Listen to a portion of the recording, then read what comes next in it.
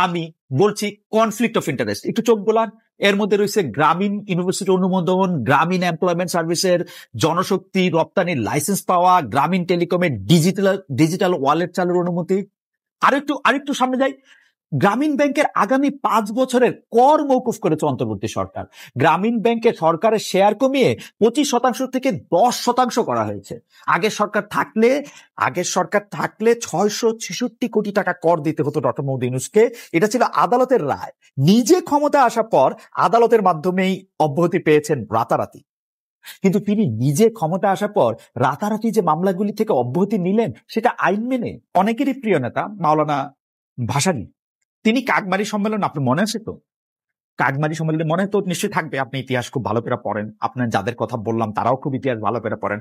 কাকমারি সম্মেলনে শাসকদের উদ্দেশ্যে বলছিলেন যে আপনারা যদি এরকম চালায় যান তাহলে কিন্তু আমাদের একটা আসসালামু আলাইকুম দিতে হবে। মনে করে দিলেন। Thank you.